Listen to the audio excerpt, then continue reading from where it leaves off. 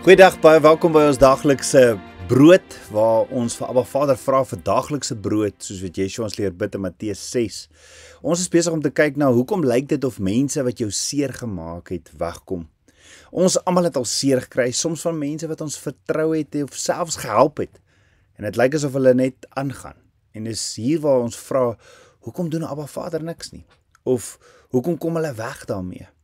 Baie keer gaan so ver en vra, hoekom het Abba Vader dit toegelaat? Hoekom het hy nie verhoed dat jy seer kry nie?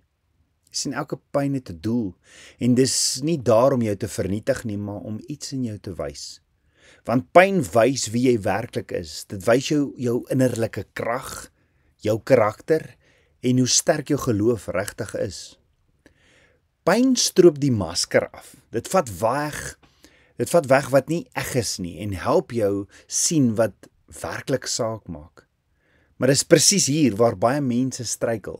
Hulle laat toe dat pyn hulle hart maak. Hulle raak bitter, trek weg van mense af en bou mure om hulle hart.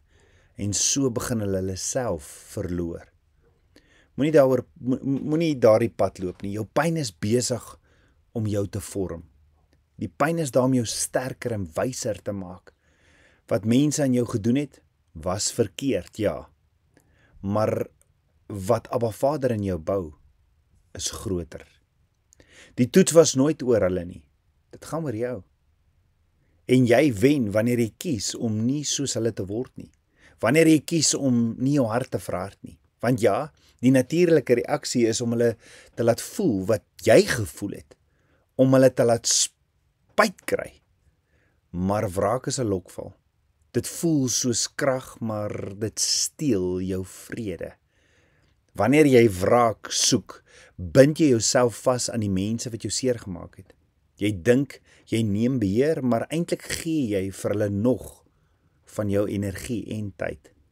En dalk dink jy, maar as hulle net kan voel wat jy gevoel het, dan sal dit vir jou beter wees. Maar sal dit regtig? Selfs al ly hulle, sal dit jou pyn wegvat? Sal dit maak asof niks gebeur het nie?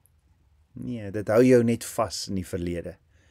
Om los te laat is nie swak nie, dis krag. Dis om te kies om nie langer jou tyd te mors aan mense wat nooit veronderstel was om in jou lewe te bly nie.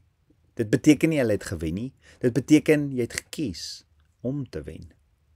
As ons as mens wil dadelik geregtigheid hê. Ons wil sien hoe hulle ly, hoe hulle ook seer kry. Maar Abba Vader se geregtigheid werk anders.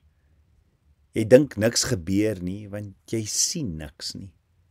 Maar geestelike gevolge begin reeds die oomblik wat hulle jou seer gemaak het. Ons geveg is nie gees en nie vlees nie. As Abba Vader stil is oor jou pyn of situasie, beteken dit nie hy is afwesig nie, hoor. Sy geregtigheid is stadig, maar seker. Jy hou dalk vas aan die pyn omdat jy dit voel soos beskerming. Jy sê dalk vir jouself, as ek onthou wat hulle aan my gedoen het, sal ek nie weer so seer kry nie. Of ek sal nie weer mense so naby my toelaat nie. Maar die waarheid is, vashou beskerm jou nie. Dit breek jou van binne af. Solank as wat jy wrok dra, gee jy daardie persoon mag oor jou lewe. Hulle is dalk al lank weg, maar hulle beheer nog jou gedagtes, jou emosies en jou vrede. En dit verdien hulle nie. Om ander los te maak, beteken nie jy sê dit wat hulle gedoen het was reg nie. Om ander te vergewe, dit beteken nie jy sê dit wat hulle gedoen het was reg nie. Dit beteken jy kies om nie toe te laat dat hulle foute jou toekoms verder steel nie. Want sien, elke oomblik wat jy kwaad bly, verloor jy 'n stukkie van jou vreugde. En weet jy wat mense dikwels nie besef nie? Om los te laat is nie swakheid nie, dis krag, dis moed en is vryheid. Wanneer jy loslaat, sê jy, ek kies vrede bo pyn, ek kies vryheid bo wrok. Jy mag nie meer vir hulle, jy wag nie meer vir hulle om te val voor jy opstaan nie. Jy begin genees. En sonder dat jy dit agterkom, word jy die persoon wat jy altyd bedoel was om te wees. Sterk, vry en onstuitbaar. Daar is geen groter las as spyt nie. En dit is wat op die pad is vir die wat jou seer gemaak het. Aanvanklik voel hulle niks. Hulle dink hulle was reg. Hulle dink jy was net nog iemand wat verbygekom het. Maar die lewe draai dinge om. Eendag gaan hulle wakker word en besef wat hulle verloor het. Hulle gaan sien, hulle het nie gegroei nie. Hulle is steeds vas in dieselfde sirkels. Niks maak hulle meer regtig gelukkig nie. En dan kom die herinneringe. Hulle gaan dink aan jou sagtheid. Hulle gaan dink aan jou geduld, jou liefde en die kanse en die oomblikke waar jy vir hulle daar was. Toe jy hulle tweede kanse gegee het, wat hulle nie verdien het nie. En hierdie herinneringe sal weer swaar op hulle lê. Nie omdat jy wraak gesoek het nie, maar omdat dit wat jy saai, sal jy maai. Jy het dalk gedink die mense wat jou seer gemaak het, was dalk deel van jou toekoms. Jy het gedink, miskien is hulle deel, jy het soveel groter planne vir hulle gehad. Maar Abba Vader het iets gesien wat jy nie gesien het nie.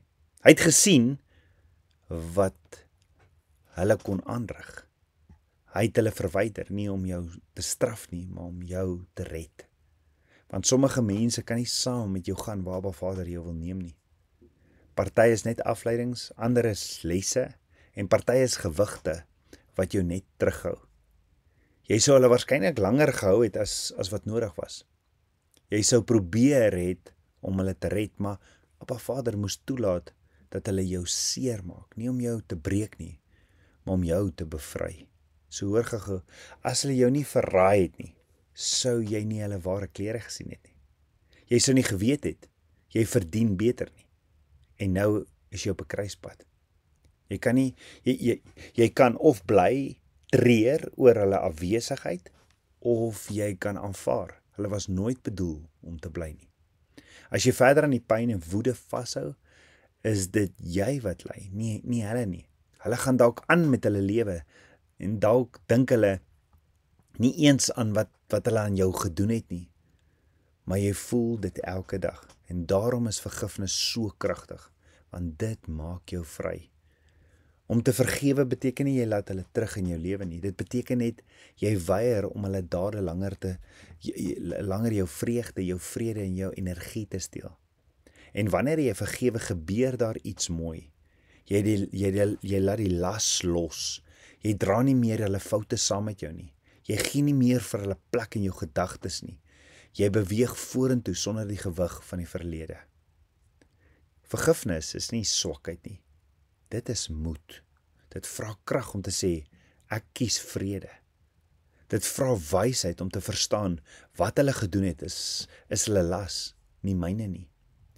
Josef was deur sy eie broers verraai en verkoop.